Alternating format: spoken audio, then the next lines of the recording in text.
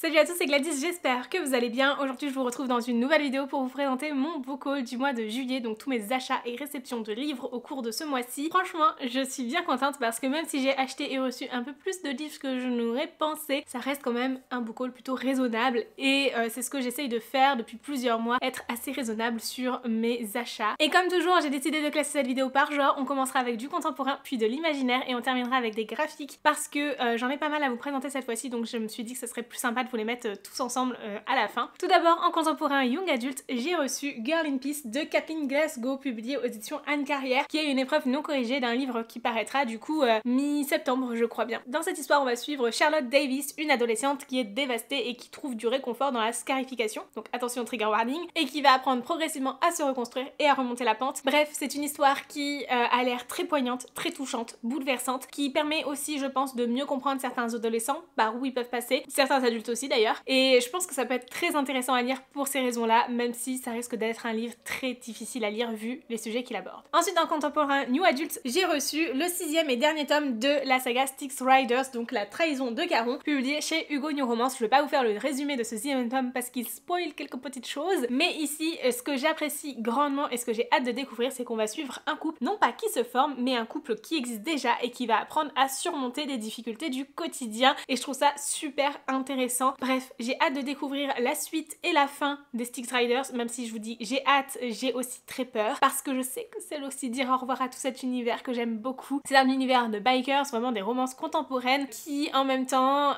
ont des petits clins d'œil à la mythologie grecque, et puis surtout où on va trouver en fait énormément de choses autour de la famille de cœur, la famille qu'on se choisit, parce que finalement les Styx Riders c'est un peu comme une grande famille qui s'est trouvée, et je trouve ça très très beau. Bref, l'autrice aborde des sujets très intéressants aussi à travers ces différents tomes, et j'ai hâte de découvrir la suite et la fin de cette saga.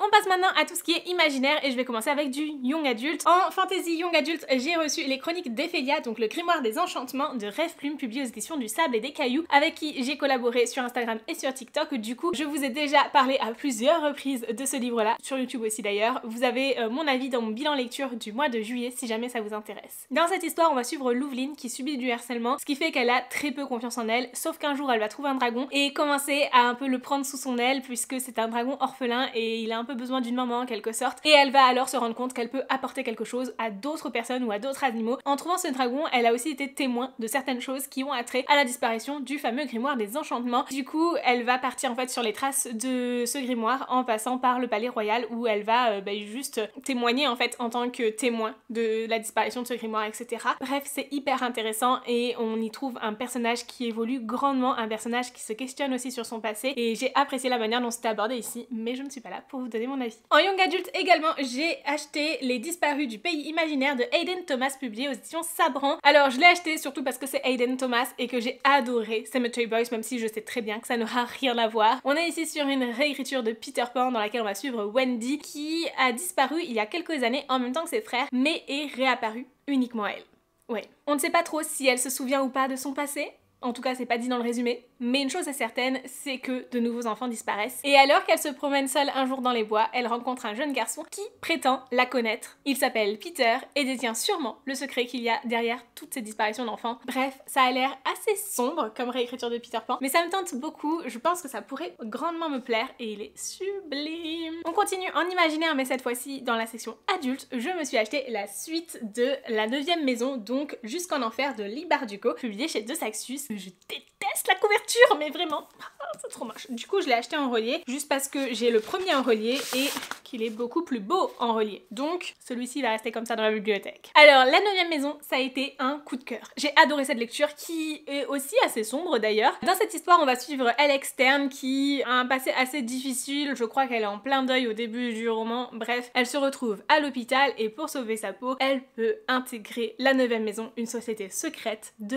l'université de Yale. C'est ainsi en intégrant la 9e maison qu'elle va découvrir plein de choses, des complots, des petites choses qui se passent autour de la magie, etc. Bref, les nombreuses sociétés secrètes qu'il y a à Liel, et elle va être amenée à enquêter un peu autour de tout ça puisque Alex Stern a vécu une expérience de mort imminente qui lui permet de voir les fantômes. Et donc elle va avoir une carte à jouer dans tout ça. Et j'ai hâte de découvrir ce deuxième tome, il paraît qu'il est encore mieux que le premier, donc vraiment, je suis plutôt impatiente de le lire. On passe maintenant à tout ce qui est graphique, et avant de vous présenter des mangas et des webtoons, je voulais vous présenter cet ouvrage. Je me suis rendue à une exposition autour de l'univers de Tolkien avec toutes les peintures et les dessins de John Howe, donc l'illustrateur officiel de cet univers. Et j'ai acheté cet ouvrage qui est juste magnifique, qui reprend de nombreuses peintures et illustrations de cet illustrateur et qui, je pense, va pouvoir grandement m'inspirer pour tout ce que je peux dessiner en fait sur la boutique. C'est vrai que c'est un peu ma nouvelle passion en ce moment, genre j'apprends à dessiner, je trouve ça fou, et en fait j'ai tellement à apprendre que du coup je trouve ça génial de pouvoir étudier les arts de certaines autres personnes pour s'en inspirer et pour essayer de comprendre aussi quelles sont les techniques qu'ils peuvent utiliser et qui pourraient être intéressantes à utiliser également. Bon, bien sûr, je vous montre quelques pages.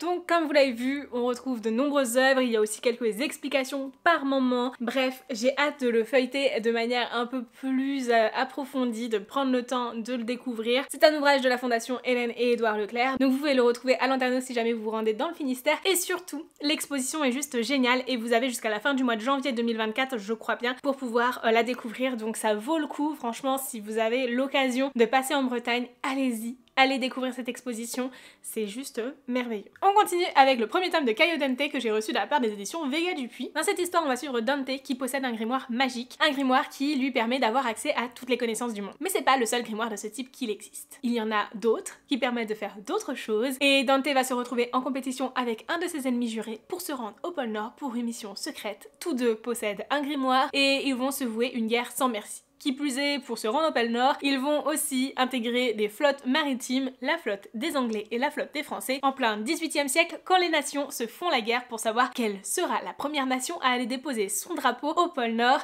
Bref, c'est hyper intéressant, j'ai adoré le système de magie ici, pareil, je vous en ai reparlé un petit peu plus dans mon bilan lecture du mois de juillet. Ensuite, dans un genre un petit peu différent, j'ai reçu Because I Can't Love You de Leaf, publié dans la collection K-Factory des éditions Dupuis. Donc ici, il s'agit d'un webtoon, et franchement, j'ai trop hâte de le lire. Ici, il s'agit d'un webtoon un peu type shoujo, dans lequel on va suivre Pretty qui craque pour Liane, mais celui-ci la rejette après une violente dispute avec son frère, et on va en découvrir qu'il y a bien plus de mystère derrière tout ça. Bref, ça m'attire beaucoup et j'ai trop hâte de le découvrir. Côté graphisme, j'aime beaucoup, c'est assez frais, assez lumineux, enfin quoique tout dépend des pages. Ça a l'air vraiment super chouette, il est un petit peu rigide par contre, le format est pas forcément des plus appréciables parce que c'est pas si facile de bien l'ouvrir, mais j'espère que j'apprécierai quand même ma lecture malgré tout, je n'en doute pas. En même temps, ça a l'air trop cool et je vous en reparle bientôt. Et ensuite, toujours de la collection K-Factory, j'ai reçu Distress de Tot M, donc c'est un premier tome aussi. Ici, on va suivre Lenny, un jeune homme qui a subi un étrange accident et qui a perdu la jambe dans cet accident.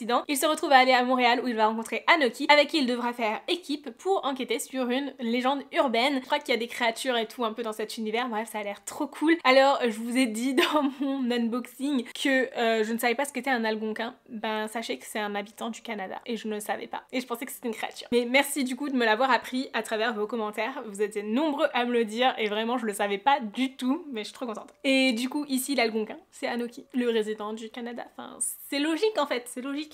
Voilà. Pour ce qui est des illustrations, on est sur quelque chose de hyper léger, très simple, mais en même temps je pense que ça peut être suffisant. Bref, j'ai hâte de découvrir ça.